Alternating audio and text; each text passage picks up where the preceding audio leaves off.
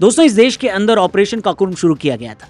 देश की सुरक्षा एजेंसियों और सुरक्षा बलों ने पूरे जंगलों के इलाकों की रेकी कर रखी थी। यह ऑपरेशन बेहद ही सावधानी से और गुप्त तरीके से किया गया ताकि किसी को पता न चले। जंगल की कठिन ज्योग्राफिकल पोजीशंस के बीच में जोखिम और समस्याएं ज्यादा थी। तारीख थी 17 नवंबर 2025, जब सुरक्षा बलों ने बस्तर के सुकमा जिले के एक गांव के पास घेराबंदी कर ली। उस घेराबंदी के दौरान हुई नक्सलियों और सेना की गोलाबारी में भारी क्षति हुई। इस लड़ाई में सुरक्षा बलों ने बड़ी समझदारी और संयम दिखाया। उन्होंने जंगल के किनारे से घेराबंदी कर नक्सलियों को बचने का मौका नहीं दिया। इसके सक्सेसफुल होने के बाद एक ब्रेकिंग न्यूज चली, जहां पता चला कि देश का सबसे खतरनाक नक्सली कमांडर मारा गया है। Hidma, one of the top and most notorious commanders of the Naxals, along with his wife Raje and some other close followers, were killed in an encounter by the Andhra Pradesh police. India closer to the end of one of the bloodiest chapters in the nation's history. This is a massive win for our security forces. A senior CPI Maoist commander, Madhvi Hidma, was killed in an exchange of fire with security forces. ये वो नक्सली था जिसने माओवादी हिंसा को बेहद बड़े level पर चलाया। इस खबर ने छत्तीसगढ़ को सीधे 2010 के उस मुठभेड़ की याद दिला दी जिसने पूरे देश को झकझोर दिया था। यह बात है साल 2010 की, जब 6 अप्रैल की शाम को छत्तीसगढ़ के ताड़मेटला में सेना की एक टुकड़ी गश्त कर रही थी। जंगलों के भीतर के इलाके हमेशा से ही इस अंधेरे में छिपे रहते थे, लेकिन इस रात में अभी दुनिया को वो खौफनाक मंजर देखना था जो आने वाले समय में खौफ के नए चेहरे को जन्म देने वाला था। नक्सलियों का 300 का एक पूरा ग्रुप सेना पर बड़े हमले की तैयारी में था। पूरे जंगल में घेराव करके रखा गया था। जब सेना की टुकड़ी जंगलों के उन इलाकों में एंट्री की, तभी एक बड़ा बम धमाका होता है। इस हमले के दौरान नक्सलियों ने ताड़मेटला और चिंदलनार के बीच सड़क में लैंडमाइंस बिछा रखी थी और छोटे पुलिया को भी बम से उड़ा दिया था। सुरक्षा बलों ने पहले तो जबरदस्त रिएक्शन दिया और 8 नक्सलियों को मार गिराया, लेकिन पास की पहाड़ी से शुरू हुई तेज गोलाबारी में जवान बुरी तरह फंस गए। इस हमले में 76 सीआरपीएफ के जवान शहीद हो गए और कई घायल हुए। यह हमला नक्सलवादी हमलों में सबसे खतरनाक और भारी हमला था। इस हमले के मास्टरमाइंड का नाम जब सामने आया तो नक्सलवाद का एक बड़ा नाम पूरे देश में छा चुका था, माडवी हिडमा। नक्सल आंदोलन की शुरुआती दिनों में माडवी हिडमा एक मामूली कार्यकर्ता था जिसे दंतेवाड़ा और सुकमा के घने जंगलों की पेचीदगियों की गहरी समझ थी। जंगलों को एक बड़े छिपने का साधन बनाने वाला यह नक्सली हमेशा सुरक्षा बलों पर झाड़ियों से निकलकर अटैक करता था। बहुत कम लोग जानते थे कि इसी जंगल के भीतर वो अपने दस्तों को गोरिल्ला युद्ध के गुर सिखाता था। उसकी 4 सुरक्षा लेयर्स थीं और उसके दस्ते एडवांस हथियारों से लैस थे। 2010 में ताड़मेटला की इस घटना ने हिडमा को नक्सलियों का बड़ा लीडर बना दिया था। यह हिडमा की पहली बड़ी कोरोनेशन थी।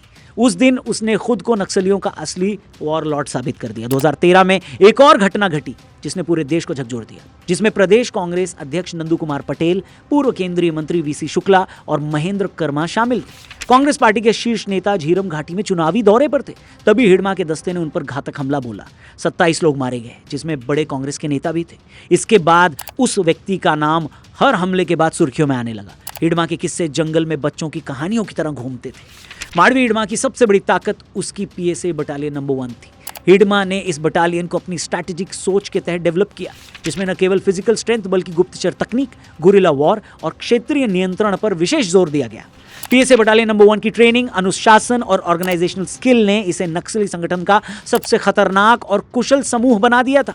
इस ग्रुप को बनाने के लिए हिडमा ने आदिवासी युवाओं और स्थानीय ग्रामीणों को भर्ती किया, जिन्हें जंगल और इलाके की पूरी समझ थी। उसने इस बटालियन को आर्म्स कॉन्फ्लिक्ट के लिए तैयार किया ताकि वे सुरक्षा बलों पर चालाकी से हमला कर सकें और अपने रीजन में अपना आतंक कायम रख सकें। हिडमा की लीडरशिप और उसकी खूंखार स्ट्रैटेजी ने जल्द ही उसे एक बड़ा नाम बना दिया था।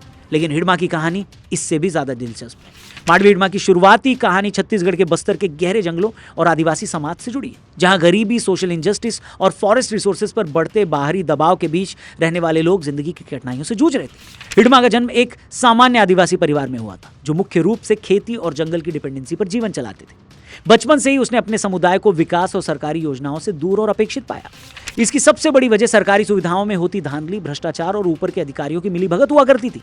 इन नक्सलियों का सबसे बड़ा आरोप यही था कि सरकार में से सेंटर से निकला पैसा पहले स्टेट खाता था, फिर अधिकारी। सोचिए कि दंतेवाड़ा के अंदर आजादी के 70 सालों में पूरे इलाके के ज्यादातर गांवों तक सड़कें भी नहीं पहुंची थी, अस्पताल और सामुदायिक स्वास्थ्य केंद्र तक नहीं बने थे। इसने पूरे नक्सलवादियों को एक मौका दिया कि वो वहां के युवाओं को अपने साथ मिलाएं और सरकार के खिलाफ काम करें, लेकिन सरकार के नाम पर ये लोग देश के खिलाफ ही काम करना शुरू कर चुके थे। हिडमा ने आदिवासी युवाओं को भी संगठन में शामिल किया और धीरे धीरे नेतृत्व गुणों से, अपनी लीडरशिप एबिलिटीज से माओवादी संगठन में महत्व हासिल किया। उसकी रणनीतिक सोच और जंगल में साहस ने उसे माओवादी कमांडर के पद तक पहुंचाया। एक ऑर्डिनरी गांव से उठकर नक्सल सेना के सबसे बड़े दस्ते का कमांडर बनकर उसने 150 से भी ज्यादा हथियारबंद लड़ाकों को अपने इशारे पर नचाया। सुरक्षा बल जब कभी जंगल में घुसते, जवानों को हमेशा ये चिंता रहती थी कि कहीं हिडमा का साया आसपास तो नहीं।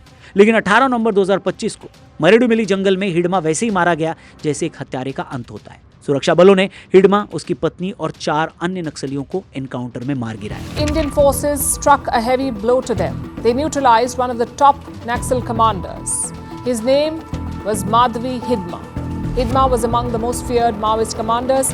Top Naxal commander Madhvi Hidma has been killed. Notorious Naxal Hidma, the man behind 26 deadly attacks. This operation comes a day after top Maoist leader Madhvi Hidma was gunned down in an exchange of fire in the Medrumili village in the state. अब ये कहानी सिर्फ एक हिडमा की नहीं बल्कि भारत के उस फाइनल वॉर अगेंस्ट माओवाद की है जिसे अब सरकार और सुरक्षा बलों ने अगले साल खत्म करने का टारगेट रखा है। हिडमा की कहानी में अब तक आप समझ चुके होंगे कि सरकार और गांव के लोगों और आदिवासियों के बीच क्या कमी थी।